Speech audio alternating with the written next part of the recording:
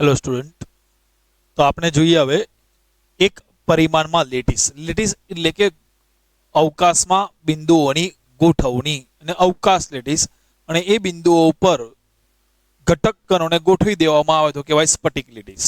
એક પરિમાણમાં એટલે આમ જોવા જઈએ તો એક્સ અક્ષ, વાય અક્ષ અને ઝેડ અક્ષ એમાંથી કોઈ પણ એક અક્ષ ઉપર ગોઠવણી કરવામાં આવે.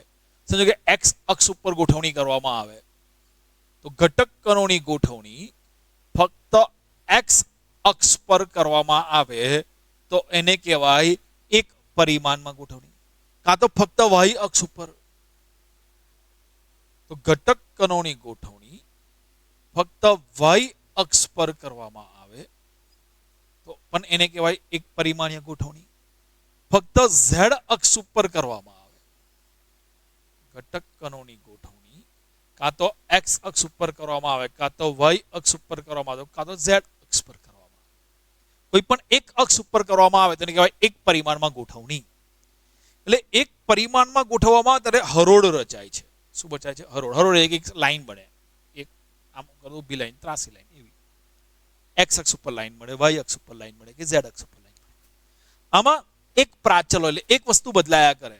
તો આ એક લેટીસ બિંદુ છે, આ લેટીસ બિંદુ છે. બે લેટીસ બિંદુઓ વચ્ચેનું અંતર આ એક પ્રાચલ છે કે જે બદલાયા કરે. તો આમાં એક પ્રાચલ હોય છે, એક પ્રાચલ હોય, એક બદલાયા કરે. શું છે કે બે લેટીસ બિંદુ વચ્ચેનું અંતર.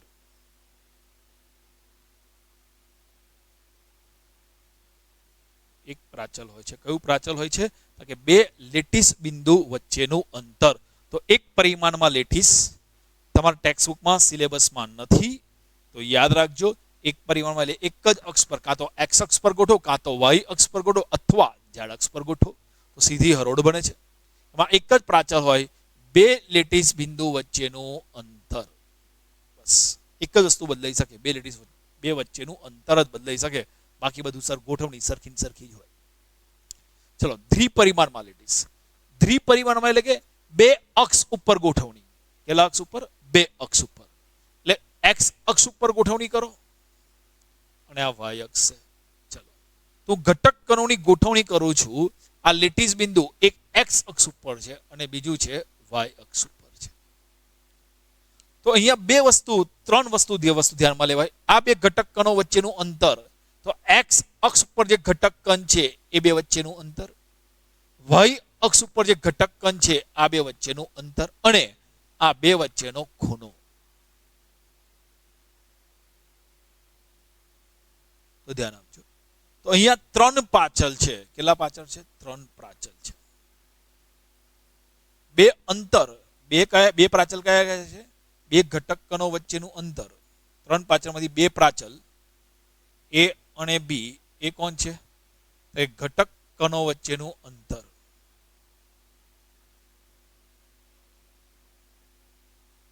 તો એક્સ અક્ષ ઉપર ઘટક કણો વચ્ચેનું અંતર ને કોના વડે દર્શાવ્યું? એ પ્રાચલ વડે. વાય અક્ષના ઘટક કણો વચ્ચેનું અંતર કોના વડે દર્શાવ્યું? બી વડે. અને ત્રીજો પ્રાચલ છે બે બાજુઓ વચ્ચેનો ખૂણો, અને એક ખૂણો છે આલ્ફા. તો ત્રણ પ્રાચલ છે. કયા કયા?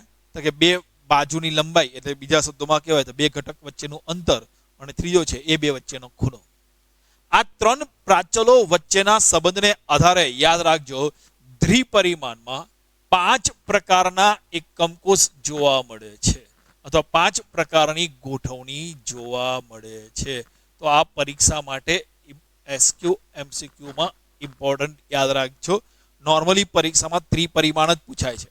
દ્વિપરિમાણ આજ સુધી પૂછાયું નથી, પરંતુ દ્વિપરિમાણ તમને બહુ દેખવામાં પણ નહીં આવે, ઉડી જશે તો પણ યાદ રાખજો, કોઈ વાર બહુ પ્રશ્ન અઘરો પૂછવો હોય, ટ્વિસ્ટ કરવો હોય તો પૂછે કે દ્વિપરિમાણમાં કેટલા પ્રકારના એકમકોષ જોવા મળે? 5 પ્રકારના.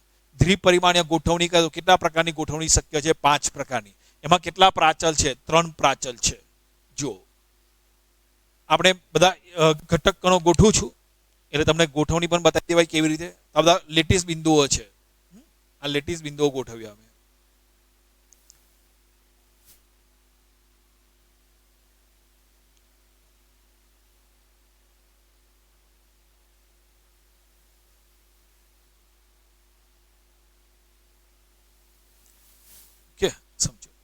આ બે લેટીસ બિંદુઓને જોડ્યા, આ બે લેટીસ બિંદુઓને જોડ્યા તો આ બની ગયું સમચોરસ. શું બન્યું? સમચોરસ, સ્ક્વેર. આમાં આ બે કણો વચ્ચેની વાય અક્ષ ઉપરની લંબાઈ એ છે, એક્સ અક્ષ ઉપરની લંબાઈ પણ કેટલી છે? એ. એટલે એ અને બી સરખા છે અને આ બે વચ્ચેનો ખૂણો કેટલો છે? 90 ડિગ્રીનો છે. એને કહેવાય સમચોરસ. તો એક એકમ છે ચોરસ એકમ કોષ. બીજો જુઓ, આ ઘટકકણ અને આ બે ઘટકકણને જોડ્યા. વાય અક્ષ ઉપરની લંબાઈને એ કહું, એક્સ અક્ષ ઉપરની લંબાઈ બી છે. એ નથી, જુઓ એ આટલી છે, બી એનથી વધારે છે. તો એ અને બી એ સરખા નથી, નોટ ઇક્વલ ટુ બી. પણ ખૂણો કેટલો છે? 90 નો છે. તો આને લંબચોરસ કહેવાય, રેક્ટેંગલ. તો સ્ક્વેર એ અને બી બંનેની મૂલ્યો સરખા હશે. આલ્ફા કેટલાનો હશે? 90 નો. એ અને બી સરખા નહીં હોય અને આલ્ફા કેટલો હોય? 90 નો. તેને આપણે કહીશું લંબચોરસ. એક ચોરસ અને એક લંબચોરસ. હવે જોઈએ, આ છે એ. આ બિંદુ આવી રીતે જોડી દીધા. બે બિંદુઓને જોડે એક ચોક્કસ પ્રકારનો આકાર બને. આ એ, આની લંબાઈ એક્સ અક્ષ ઉપર એક, આ ઝેડ અક્ષ ઉપર ગોઠવ્યા છે. આ બી છે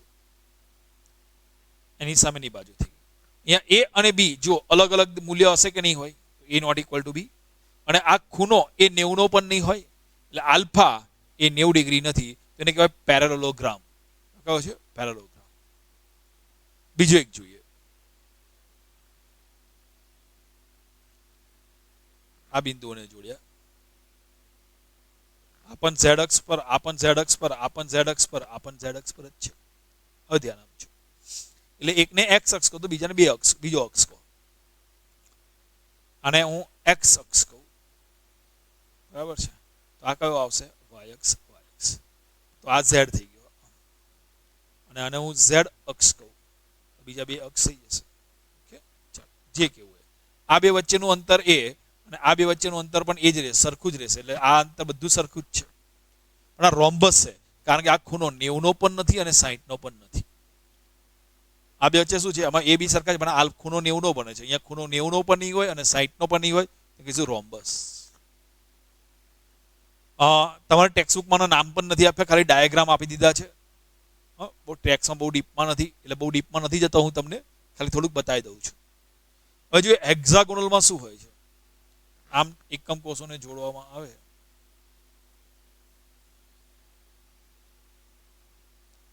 આ હેક્ઝાગોનલ લેટીસ થઈ. હવે આમાં એકમ કોષ જોવો હોય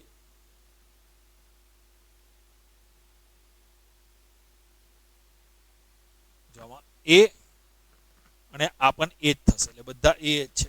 પણ ખૂણો આ હેક્ઝાગોનલમાં 120 નો ખૂણો હોય, આ ખૂણો કેટલો છે? 60 નો. તો ષટકોણીય એકમ કોષમાં હેક્ઝાગોનલમાં એ અને બી બંનેનું મૂલ્ય સરખું હશે. ખૂણો કેટલો હશે? 60 નો હશે. તો સમજો, આમાં સ્ક્વેરમાં એ અને બી બંને સરખા, ખૂણો 90 નો, તો ચોરસ. એ અને બી સરખા, ખૂણો 60 નો હોય તો હેક્ઝાગોનલ, ષટકોણીય એકમ કોષ. પણ એ અને બી બંને સરખા હોય, ખૂણો 90 નો પણ ના હોય, ખૂણો 60 નો પણ ના હોય તો રોમ્બસ. એ અને બી સરખા ના હોય, ખૂણો 90 નો હોય તો લંબચોરસ. એ અને બી સરખા ના હોય, ખૂણો 90 નો પણ ના હોય તો પેરેલોગ્રામ. તો 5 પ્રકારના જોવા મળે છે. ધ્યાન આપીને ગણી લેવાનું. બાકી પરીક્ષામાં ત્રિપરિમાણમાં જ પૂછાય છે.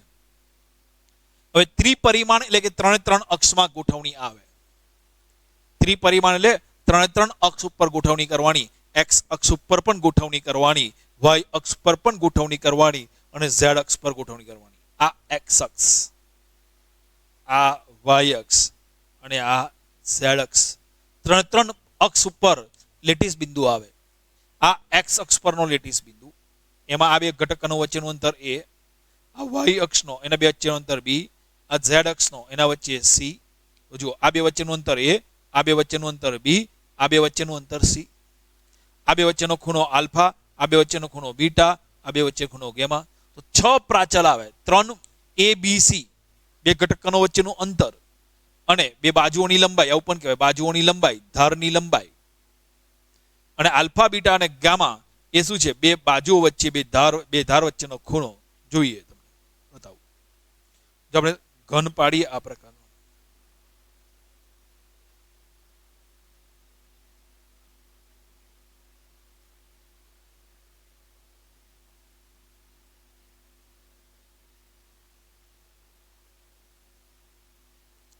આ પોઈન્ટથી વિચારો. આ પોઈન્ટથી આ ગોઠવણી એક્સ અક્ષ ઉપર થાય. આ પોઈન્ટથી અહીંયા જુઓ, આ ગોઠવણી વાય અક્ષ ઉપર થાય અને આ ગોઠવણી ઝેડ અક્ષ ઉપર થાય. આ તમે ધાર કેવી હોય તો ધાર પણ કહી શકાય. આ ધાર આવે ને, આપણે કાલે જોયું હતું ને, 12 ધાર હોય તો ધારની લંબાઈ બાજુ એટલે આખી ફલક થઈ જાય એ. આ ધારની લંબાઈ બી, આ ધારની લંબાઈ સી. તો જો ત્રિપરિમાણીય સ્ફટિક રેખામાં 3 ધાર હોય, ધાર એ, ધાર બી અને ધાર સી, જે એકબીજાને લંબ હોઈ પણ શકે અથવા ન પણ હોય. મતલબ કે આ એ, બી અને સી વચ્ચેનો ખૂણો 90 ડિગ્રી હોય પણ ખરો અથવા ન પણ હોય. તો આટલું ખબર પડી ગઈ. ત્રિપરિમાણીય સ્ફટિક રચના હોય તો 3 ધાર હશે, 3 પ્રાચલ હશે એ, બી, સી, જે એકબીજાને લંબ હોય પણ ખરું અથવા લંબ ન હોય. આના સિવાય બીજા 3 પ્રાચલ હશે. કયા? 3 ધાર વચ્ચેના 3 ખૂણાઓ. બી અને સી વચ્ચેનો ખૂણો આલ્ફો, એ અને સી વચ્ચેનો ખૂણો બીટો અને એ અને બી વચ્ચેનો ખૂણો ગેમા. તો 6 પ્રાચલ થયા. તો યાદ રાખજો, એક પરિમાણમાં માત્ર એક જ પ્રાચલ હોય છે. દ્વિપરિમાણમાં 3 પ્રાચલ હોય છે, 5 એકમ કોષ હોય છે. ત્રિપરિમાણમાં 6 પ્રાચલ હોય છે અને ત્રિપરિમાણમાં 14 પ્રકારે ગોઠવણી કરી શકાય છે, જેને બ્રેવિસ લેટિસ કહેવામાં આવે છે. તો જો ફ્રેન્ચ રસાયણશાસ્ત્રી બ્રેવિસે દર્શાવ્યું કે માત્ર 14 જ શક્ય ત્રિપરિમાણીય લેટિસ છે. તો ત્રિપરિમાણમાં આલ્ફા, બીટા, ગામા, એ, બી અને સી ના મૂલ્યો જુદા જુદા રાખો, સરખા રાખો, એની પ્રમાણે ગોઠવણી કરીશું તો 14 પ્રકારની ત્રિપરિમાણીય લેટિસ શક્ય છે, જેને કહેવામાં આવે છે બ્રેવિસ લેટિસ. તો યાદ રાખજો, કેટલા પ્રકારની બ્રેવિસ લેટિસ શક્ય છે, એક્ઝામ માટે પ્રશ્ન ઇમ્પોર્ટન્ટ છે. તો 14 પ્રકારની બ્રેવિસ લેટિસ શક્ય છે. પરીક્ષા માટે ઇમ્પોર્ટન્ટ એસક્યુ એમસીક્યુ યાદ રાખજો. સ્ફટિક પ્રણાલી, સ્ફટિક પ્રણાલી આ લેટિસ કહેવાય. ગોઠવણી આકારની વાત કરીએ તો 7 પ્રકારના શક્ય સ્ફટિકના આકાર છે. તો જો ત્રિપરિમાણીય સ્ફટિકમાં 7 પ્રકારની સ્ફટિક પ્રણાલી શક્ય છે. તો બીજો પ્રશ્ન પૂછાય, કેટલા પ્રકારની સ્ફટિક પ્રણાલી શક્ય છે? પરીક્ષામાં નોર્મલી ત્રિપરિમાણમાં જ પૂછાય છે, ધ્યાન આપજો. તો ત્રિપરિમાણમાં કેટલા પ્રકારની સ્ફટિક પ્રણાલી શક્ય છે? તો 7 પ્રકારની. બ્રેવિસ લેટિસ કેટલા પ્રકારની? 14 પ્રકારની શક્ય છે અને સ્ફટિક પ્રણાલી 7 પ્રકારની શક્ય છે. સ્ફટિક પ્રણાલી એટલે સ્ફટિકમાં તેના કણોની ગોઠવણીથી જે મજબૂત નિયમિત આકાર પ્રાપ્ત કરે છે તેને સ્ફટિક પ્રણાલી કહે છે. સ્ફટિકના કણોની ગોઠવણી થતી જાય તેથી જે મજબૂત આકાર, નિયમિત આકાર પ્રાપ્ત કરે છે એને કહેવાય સ્ફટિક પ્રણાલી. તો 7 પ્રકારના નિયમિત આકાર જોવા મળે છે. તો પરીક્ષામાં પ્રશ્ન પૂછાય, ત્રિપરિમાણીય સ્ફટિક રચનામાં કેટલા પ્રકારની સ્ફટિક પ્રણાલી જોવા મળે છે? 7 પ્રકારની સ્ફટિક પ્રણાલી જોવા મળે. સ્ફટિક પ્રણાલી એટલે સ્ફટિકનો કણોની ગોઠવણી કરે તો ચોક્કસ પ્રકારનો જે આકાર ઉદ્ભવે તે આકાર. તો 7 પ્રકારની સ્ફટિક પ્રણાલી જોવા મળે છે. કઈ કઈ? તો સમઘનીય એને કહેવાય ક્યુબિક. ઇંગ્લિશ શબ્દ પણ તમારે યાદ રાખવા પડશે, વારે ઘડી ઇંગ્લિશ શબ્દ આયા કરશે. સમઘન એટલે ક્યુબિક, ચતુષ્કોણ એટલે ટેટ્રાગોનલ, ઓર્થોરોમ્બિક ઇંગ્લિશ ગુજરાતી એક જ થાય છે, હેક્ઝાગોનલ એટલે ગુજરાતી થાય ષટકોણીય, રોમ્બોહેડ્રલ ત્રિકોણીય, મોનોક્લિનિક, ટ્રાઇક્લિનિક. તો આવી રીતે યાદ રાખીશું. સી ટી ओ, सी टी और बजाई, सीटी और मारी. हाँ, हिमेश रेशमिया के सॉन्ग पे, रेशमिया के सॉन्ग पे तो लोग इतनी पिटाई करेंगे कि कई जसो तमे क्लिनिक में, एक क्लिनिक में जसो એટલે મોનો ક્લિનિક, ત્યાં નહીં મટે, બીજી ક્લિનિકમાં જવું પડશે, ત્રીજી ક્લિનિકમાં ટ્રાય કરવો પડશે, ट्राई क्लिनिक.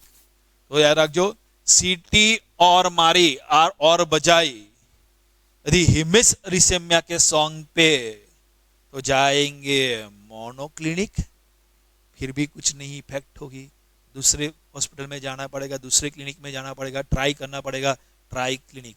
तो सीटी और बजाई हिमेश रेशमिया के सॉन्ग पे, हिमेश रेशमिया के सॉन्ग पे तो जाएंगे मोनो क्लिनिक, ट्राई. હવે છે ને તમારે બ્રેવિસ લેટિસ યાદ રાખવા માટે એક વસ્તુ આવું યાદ રાખવાનું છે. બ્રેવિસ લેટિસ આ તમારી ચોપડીમાં નથી, આ તમારી જાણકારી માટે. આમાંથી પ્રશ્ન પૂછી શકાય.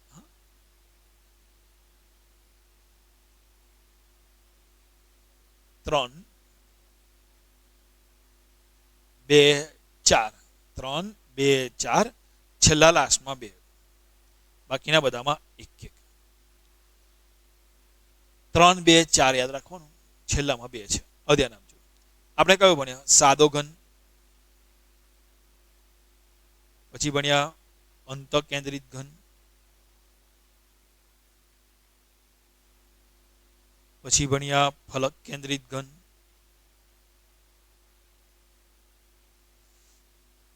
ફલક કેન્દ્રિત એકમ કોષ, અંત કેન્દ્રિત એકમ કોષ, પ્રિમિટિવ આદિમ એકમ કોષ. સાદા ઘનને આપણે કહે છે આદિમ એકમ કોષ, આદિમ એકમ કોષ, અંત કેન્દ્રિત એકમ કોષ. પછી ભણ્યા ફલક કેન્દ્રિત એકમ કોષ,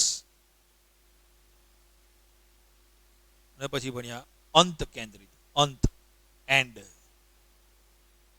અંત કેન્દ્રિત એકમ કોષ.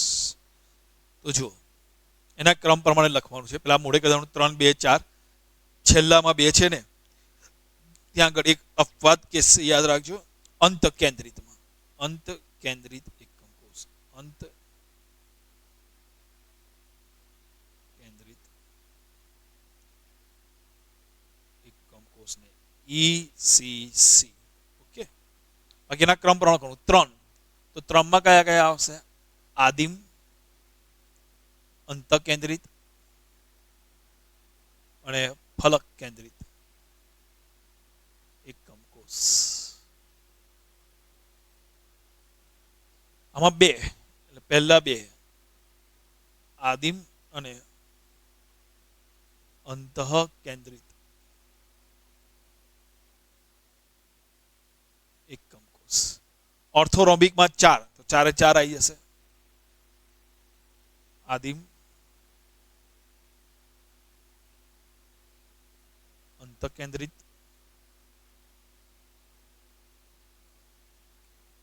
ફલક કેન્દ્રિત અને અંત કેન્દ્રિત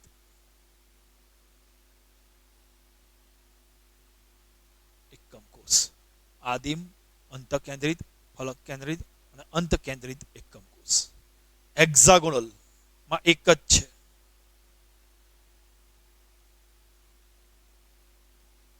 આદિમ એકમ કોષ. રોમ્બોહેડ્રલમાં પણ એક જ.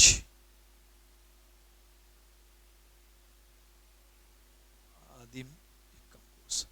મોનોક્લિનિકમાં 2, એક આદિમ પહેલો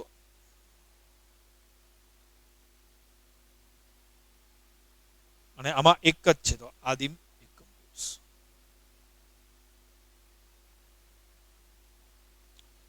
તો વિચલન સૌથી વધારે સામાં જોવા મળે? ઓર્થોરોમ્બિકમાં 4 પ્રકારના, 4 પ્રકારના એકમ કોષ જોવા મળે છે.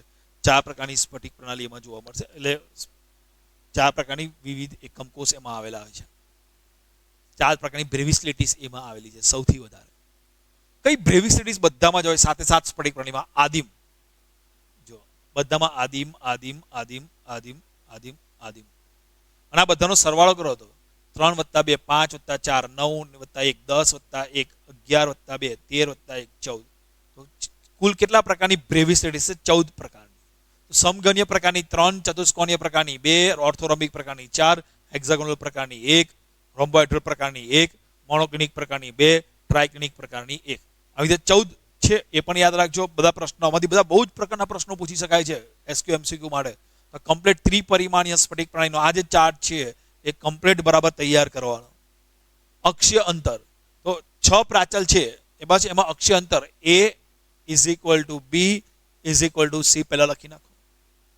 હવે A = B પણ C સરખું નહીં, એક સરખું નહીં. હવે પછી બીજું પણ આ સરખું નહીં. તો A ≠ B ≠ C. ખબર પડી ગઈ? A = B = C. આ નોટ ઇક્વલ, બંને નોટ ઇક્વલ. 3 મોડા થઈ ગયા. હવે રિવર્સ પાછું જાવ, એટલે 1 2 3 પાછા જાવ અહીંયા. તો A = B ≠ C, A = B is equal to C. આમાંથી કોનું પુનરાવર્તન ના થયું? આ તો બધી જગ્યાએ લખી દો. A not equal to B not equal to C, A not equal to B not equal to C.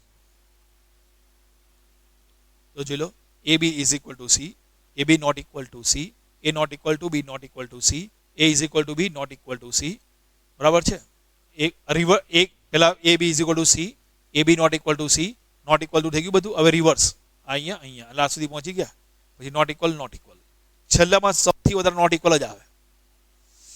ખૂણાની વાત કરીએ તો ખૂણામાં આલ્ફા, બીટા અને ગેમા 90 3 વાર એનું રિવિઝન કરી દો. આલ્ફા, બીટા, ગેમા સરખા અને 90, આલ્ફા, બીટા, ગેમા સરખા અને 90.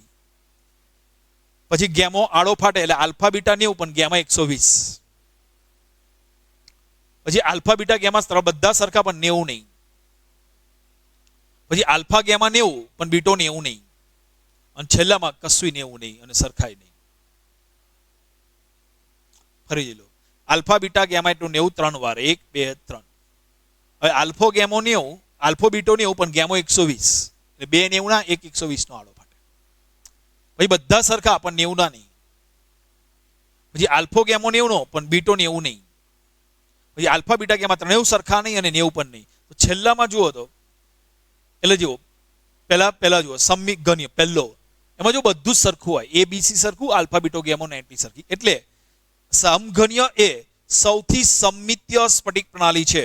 તો યાર જો પ્રશ્ન પૂછાય તો સમઘનીય એટલે ક્યુબિક, ઇંગ્લિશ શબ્દ વધારે ધ્યાન આપજો, ક્યુબિક સ્ફટિક પ્રણાલી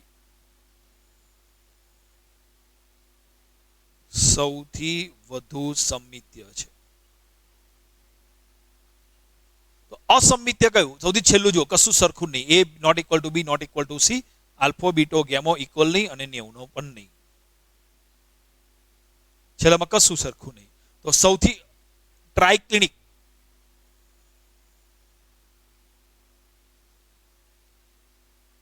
સ્ફટિક પ્રણાલી સૌથી વધુ અસમમિતીય છે, કશું સરખું નહીં. તો આમાંથી બધા બહુ જ પ્રશ્ન પૂછી શકે છે. દરેક વસ્તુ એક એક એસક્યુ એમસીક્યુ છે. ઉદાહરણ પણ પૂછી શકે. તો સમઘનીયના ઉદાહરણ કયા કયા? NaCl, zinc blende, copper. ચતુષ્કોણીય ટેટ્રાગોનલના એક્ઝામ્પલ કયા? સફેદ tin, SnO2, TiO2, CaSO4. ઓર્થોરોમ્બિકના example કયા? રોમ્બિક સલ્ફર, KNO3, BaSO4. હેક્સાગોનલ ષટકોણીય ઉદાહરણ કયા? ગ્રેફાઇટમાં આપણે કર્યું બેન્ઝીન જેવી ષટકોણીય રચના હોય, ZnO, CdS. રોમ્બોહાઇડ્રલના ઉદાહરણ કયા? કેલ્સાઇટ, CaCO3, શૂન્ય બાર. મોનોક્લિનિકના ઉદાહરણ કયા? મોનોક્લિનિક સલ્ફર, Na2SO4 into H2O. ટ્રાઇક્લિનિકના ઉદાહરણ કયા? K2Cr2O7, CuSO4 into 5H2O, H3BO3. આટલું કમ્પ્લીટ કરી દો. સ્ફટિક પ્રણાલી મોસ્ટ ઇમ્પોર્ટન્ટ છે. આ ચાર્ટમાંથી વારે ઘડીએ પરીક્ષામાં પ્રશ્નો પૂછાયા કરે છે, તો ધ્યાન દઈને કરી દો. ઓકે, ચલો મળીએ.